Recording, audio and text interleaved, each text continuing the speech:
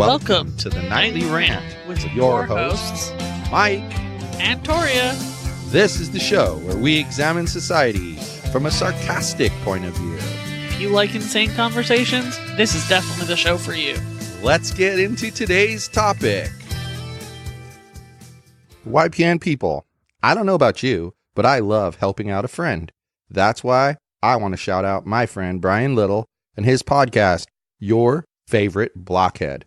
This is the only show that manages to weave together peanuts and MMA into one heck of an amazing podcast. You can find Your Favorite Blockhead wherever your favorite podcasts reside and at yourfavoriteblockhead.com. Do me a huge favor and listen to Brian's show. You'll be entertained and you'll help out a friend. Now, as I said, let's get into today's topic. So what happened today? We moved into our new office. I thought we moved into our office on Saturday. Oh, we actually started working in our office today. Ah. And consider Is that why it was so hot? we moved a wagon load in on Saturday and a wagon load in today. You could honestly argue we actually moved in today. It was too hot. It was way too hot. I didn't like that. It was way too hot. Huh. I think the environment is different. That's for sure. It's kind of super businessy. Yeah, it's sort of a trip. And I'm a fan, but I feel like I can't wear my tank tops and messy hair and whatever like I usually do while there because it's kind of uncomfortable and people give you weird looks. Well, yeah, you should probably, like Thursday night, when we go to that thing, it's business casual. Great. Or you could just not go. That'd be okay too. Do I own anything that's business casual? Anyway. That was an actual question. I don't know what you own. You're in charge of your closet, not me. I don't even know what I have, let alone what you have. That's a serious comment right there. That wasn't a joke. You're a lunatic. But I noticed something. Did you know? In your pursuit to get the pretty girl to use the cat tree, you connected some dots for me that, we look at the Yog Dog. And the Yog Dog, when you bring in a new foster dog, it doesn't matter how many in a row you bring. It doesn't matter how many at one time you bring. He gets all butthurt. He goes through the same pattern. He gets all butthurt. Then, generally, after about a day, he realizes, all right, they still love me. And then it takes him probably... Only a day? Yeah. Then it takes him probably about a week to start to accept the other dog. But only, this is the bad part about him, only the things he wants to accept. He's not like me. Like me, if I accept you, I accept you. And when I don't accept you, I don't accept you. I don't I like these 5 things about you, but not these 3. That's stupid. He doesn't accept them. He tolerates them. He does. Tolerate. He has his rules. With a capital T. But even him, the most stubborn jackass of a dog. Yes, I called you a jackass, Mr. CEO, you jerk. Anyway, there goes Yogi just prancing away. Next thing he's going to pound on his water bowl because he's pissed. Yeah, making me pissed. Anyway, but then your actions trying to get the cats to use the cat tree, because seriously, the only one using the damn cat tree is Parker. He's in heaven. He never leaves. He loves that thing. Well, Olive was scratching it earlier. Cats are stubborn. They Yeah, like they're things cats. a certain way, and if you change it, eventually they might kind of sorta adapt, but not without kicking and screaming the whole entire way. Yeah, like take the beans for example. I was tired of his bed being on the floor in the living room. So I picked his big ol' stanky ass bed up and I put it in your recliner. 30 seconds later, Beans was sleeping on his bed on the recliner. Right. And he's just down with that. He's like, all right, Yeah. moving my shit around, whatever, I don't care. But the pretty girl, sweet Jesus. I put one bed on the top of the cat house. I put the other bed in the bottom of the cat tree. I put her in the freaking box. She bled my finger. I know, I was there. It's just cats and dogs are so desperately different in that one aspect for sure. There's a lot of ways they're different, but they are drastically different when it comes to accepting change. And even Parker, who's like, he's loving it, he's still a little freaked out by change. I find that really an interesting aspect of a cat. Yeah. Cats are, even in this house, the special dog is at it. Anyway, in this house right here, we have one cat that's kind of slow. We won't tell you which cat it is. And the you have to listen to slowest previous cat- episodes. The slowest cat is still at least as intelligent as the most intelligent dog. He was funny. So when we got home and I was in the bathroom, he was like doing his "I'm gonna rub between your feet" kind of thing because he's weird. Yeah. And so I was holding my hand like above his head, and then he would like leap nudge my hand, and then I would pet down his back, and then I put my hand there again, and he would do it again. I would scratch on his back. Then he got pissed off at that game, and he jumped into the bathtub, and he was like, "Brrrr!" And it was like the weirdest Parker meow in the entire world. And then I assaulted his belly, and then he bit me like 6 times. That's how that went. He was in a mood, huh? He was in a mood, a real mood. I don't know what he wanted, but That's funny. But about as smart as Yogi. yeah. And Yogi's pretty damn smart for a dog. A dumb cat is the same intelligence as a smart dog. Yeah. And he's not really dumb. He's just a little slow. He's just simple. It's kind of like him. He's a simpleton of dogs. Yeah. And I love that about him, actually. It's one of the things I love about him. It's what I love about Parker. He's right now trying to decide, does he get up on the chair or not? But let me ask you, though. Let's get back to the topic at hand. So you agree with me about the least intelligent cat and the most intelligent dog basically being on the same level? Essentially. Yeah. I mean, there's differences, but yeah. Okay. That's interesting because I'd say their I don't problem think you'd solving agree with skills that. are the same. Yeah, I agree. That's kind of it's kind of unfortunate for us dog lovers because you cat people get to like lord it over us that my cat's smart. My even my dumbest cat is smarter than your dog. Yeah, but hyper smart cats are like Olive, and they spend like zero time being loyal to you or giving a shit that you exist. Yeah, they're 100% logic, 100% logic, like 0% emotion. They are basically the definition of a cyborg. 90% of the time. Olive is a cyborg. Just like the pretty girl. 90% of the time. Pretty girl's never a cyborg. Yeah. Not to me. 90% of the time, she couldn't give 2 shits who's around her. She's a very smart cat. But that 10% of the She's a time, very smart cat, like Olive. that's what I said. But Olive's a cyborg. You're a cyborg. She is a cyborg cat. Just because she doesn't like you. She doesn't like anybody. She loves her mama. She doesn't love you. Yes, she does. No, she doesn't. She ignores you just as hard as she ignores everybody else. And then she has her moments where she'll pay attention. And yes, she probably pays attention to you like if 1 was the standard, you're like 1.10. So you get like 10% extra attention. That's it though. 10%. Nothing. If Absolute you say so. nothing. If you say so. Nothing. You know what I think is funny? When the Beans does not sleep in our room, he or she sleeps on my hip almost the entire night every time. Yeah. And when she doesn't sleep on my hip, she sleeps on your feet. Yeah. On. Not next to. Yeah, she claims you. On. She does that though. She claims you. Yeah. She's like, I've chosen to like you today. Don't move or I'll eat your toes off. Yeah. And she's very logical even about that. Yeah. But I just think cat logic is very interesting because they're very conniving. Everything is very sneaky. Because they're smart. But why do smart people have to be sneaky? Well, maybe she's only sneaky because you don't speak cat. Perhaps. Because I see their tricks. I mean, I know exactly what they're up to. I've been trying to figure out what it is, right?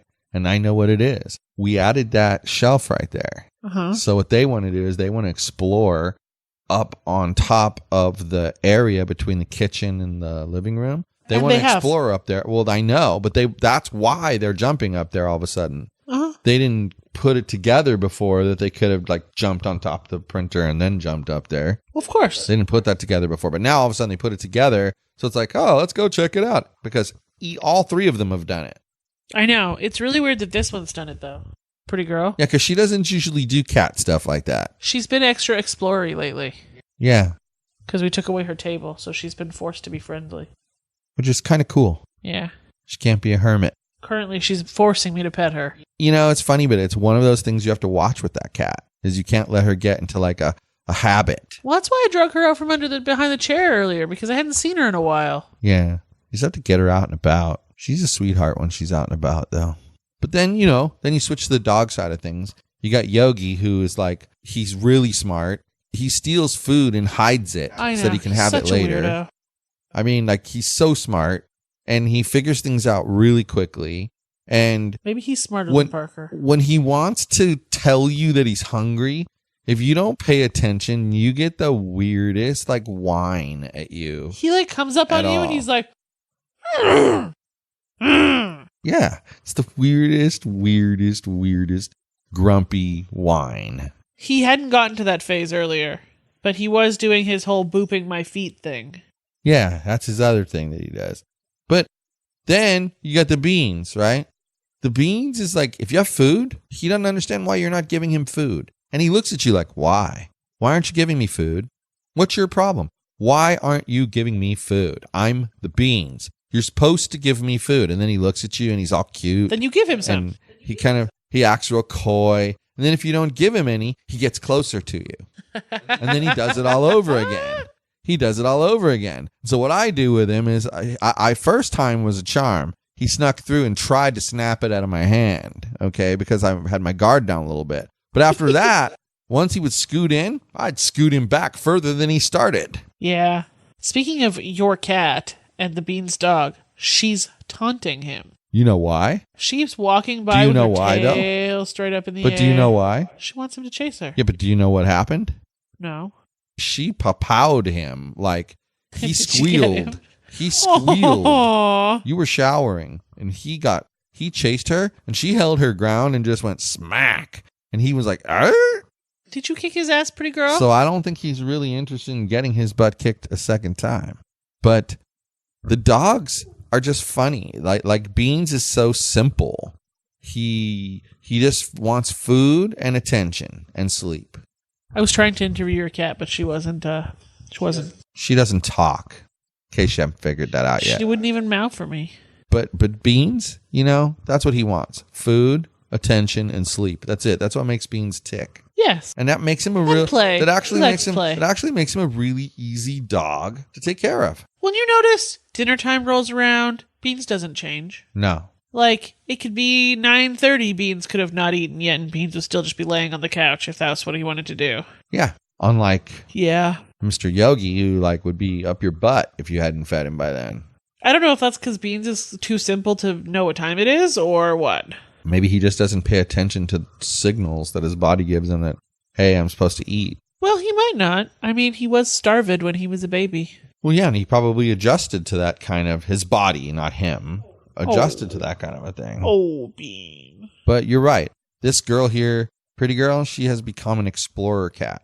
And I like it a lot better than when she used to hide under the damn couch. By the way, I was surprised that she never shredded underneath there. At all. At all. Neither did Olive. Yeah, it's pretty amazing. And that she didn't regress to hiding under the couch after we took away her table. So let me ask you a question. If you were on a jury and there was a very clear and concise confession by someone, do you think it's really possible after that to find them innocent? I was thinking about this more because you asked me this question earlier, too. And I do. Because I think that somebody could confess concisely if they were trying to protect someone else. But what would you need to find them innocent? I think all the evidence would have to not line up. Like in that show we were watching. What if there was no evidence at all, like in that show that we were watching? Then I don't think that they should be put away simply because they confessed to something. Find some evidence that proves they did it. So what if someone committed the perfect crime and they all agreed to confess, and then they confessed, but because there was no evidence, you should let them off? They admitted to doing it. Who are we to disbelieve them? There's always some kind of evidence. But who are we to they disbelieve knew them? something that nobody else would have known. There's always something. Well, once it got examined a little more carefully, yeah, people have found things as armchair quarterbacks that the investigators could have done a better job in that Central Park 5 case. Of course. There's a lot that they could have done better. But so if there's a confession but no evidence that matches the confession or no evidence at all, then you're either missing something or you have the wrong person, and maybe you should look at the people they might want to protect. I think that, yes, if the evidence contradicts in any way Or doesn't exist. the confession, or you don't find any evidence to corroborate the confession, yeah, I think you could safely throw it out.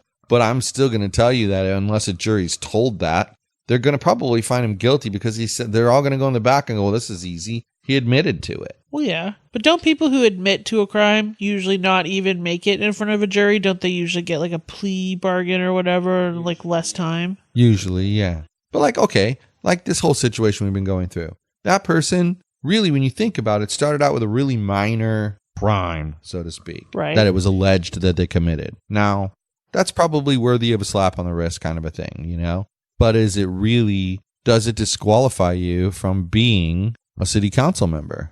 I think it shows you don't have what it takes to be a city council member, but I don't think it should I disqualify think it by you. itself isn't enough. It by itself is not enough. Okay. I think you need more. But at the same time, when the original situation keeps getting bigger and bigger, because more and more allegations are being made of more and more criminal type behavior, at that point, if you've admitted to those things and everything else kind of fits and meshes together, I don't care about innocent until proven guilty at that point, because you know what? I'll admit you're innocent until proven guilty. But that's really just a saying, because if you're really innocent until proven guilty, why did they restrain you and put you in handcuffs? That's not innocent until proven guilty. That's guilty until I can prove myself innocent. So all these people that yell innocent until proven guilty are hypocrites, because they don't really give a crap about that. It's like I said to you, it's like curfew laws.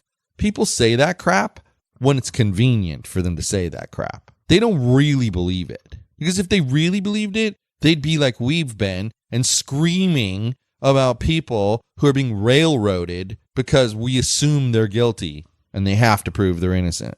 And I don't care what people say, that's how the system works. So how would you handle it differently? How would I handle what differently? The system, since it's broken and treating people incorrectly. Do you think they should just be honest with everybody and say you're guilty until proven innocent and continue handling it the same way? Or do you think there's a better way? I'll put it to you this way. If they're going to keep handling it the same way, then yeah, they should be honest and say that you're guilty until proven innocent. But if they're going to want to insist that you're innocent until proven guilty, then they need to make you innocent until proven guilty. And they need to just issue a citation. Okay, so what if... Have you appear in court. What if there's a murder and all evidence points to person B? Mm-hmm. How do they make sure person B comes to their court date? How do they make sure person B comes to the court date?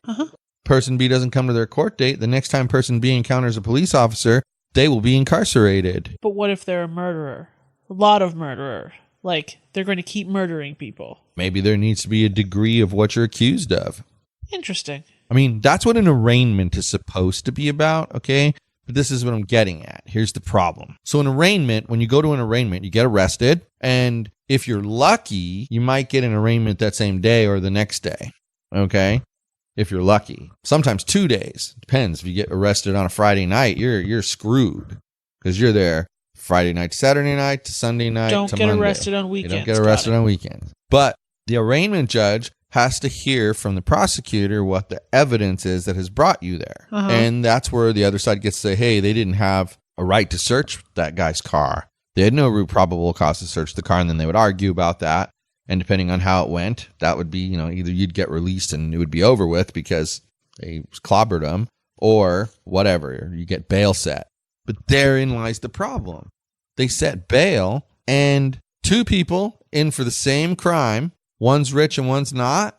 The rich one has an advantage because the bail is a certain amount, and then you only have to pay 10% of that. So if they give you $1 million bail, you have to come up with $100,000. Right. So that's why people mortgage their house for a second mortgage. They sell their house. There's a lot of things people do to come up with the money. So do you think there should be an easier way for people to... Yes, because it's not fair to the poor people, because the poor people then are stuck in jail. So now they're definitely guilty until proven innocent because they're locked up. They don't even have their freedom. In your murder, I know where you were going with the murderer thing. He should be kept locked up. Well, if he's kept locked up, he's definitely guilty until proven innocent because you've kept him from walking around. You've decided. So you remember something. At this point, he hasn't gone before a judge or a jury, so he hasn't been convicted of anything, but you've decided he's a murderer. He belongs in jail. So currently, if you have murdery dude and he's accused of murdering like 8 people and they have this giant filing cabinet full of evidence that says he murdered these people, can he be denied bail? Can they just hold him in jail if they think that he's... Or if like somebody, a public safety risk? Or if somebody has a warrant out for their arrest and you go to their house and they're not there, and then grandma says, oh, well, he said he's staying over at Jim Bob's house. And then they go to Jim Bob's house and Jim Bob's like, well, yeah, he was here for one night, but then now he's staying in so-and-so's house. And it becomes obvious that he's trying to hide from the police and elude you. They'll say he's a flight risk and they won't allow him to have bail at all. Okay, I have another question. Murdery dude, filing cabinet full of evidence, proven innocent because murdery dude's twin brother actually did the deeds. What does murdery dude get after he spent all this time in jail? Does he just get an apology? Does he just get let out? He just Or gets he let can be out like- on the street. He doesn't get any kind of compensation for how long they kept him when he was an innocent dude? No, that's the problem with the system. Interesting. What if he got fired from his job because they kept him in jail? Unreasonably so. For like a year. And that's because generally how long what the shit happens. takes. And that's generally what happens. They get fired from their job. Maybe you shouldn't be allowed to fire people because they're temporarily incarcerated. Maybe it should be like maternity leave. Well, but why? But I mean, I could argue that point too. Why shouldn't a business be able to do whatever a business wants to do with its money and its employees? They have rights too. Next thing you'll be saying, oh, and now that we've forced you to keep the person on your payroll until they're done with their jail thing, since it's only temporary, well, you also have to pay them during that time. No, that's not what I would say. That's what they would do here in California. Ugh. Lunatics. I'm telling you, lunatics. Back to what we were talking about admitting it. That's my issue. Yes, you're innocent until you're proven guilty. I get all of that. And there has to be a final verdict or at least a plea bargain for that to happen. Okay? I am not one who believes that if you plea bargain, you can then say, well, I wasn't guilty. I had a plea bargain. Wound you up in jail, right? Yeah, okay then. Yeah, that doesn't make you any less guilty. Doesn't make you any less guilty. You were in jail. Right. Period. You did the thing. You did. You it. admitted to doing the thing by accepting the plea bargain. Right. Exactly.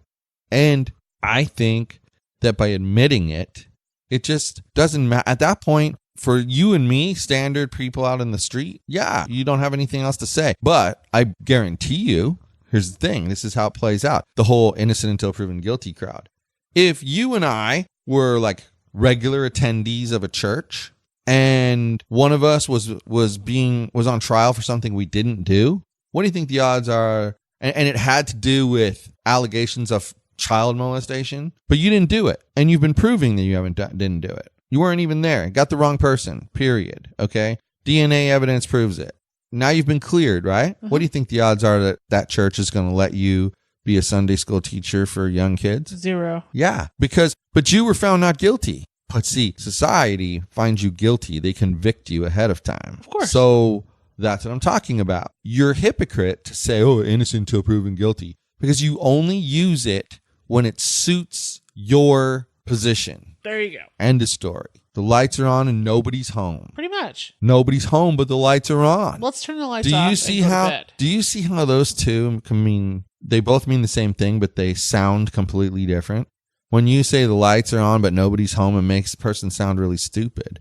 But if you say nobody's home and the lights are on, it just sounds like somebody forgot to turn the lights off. But yeah, somebody's really stupid and they forgot to turn the lights off. That doesn't make them stupid.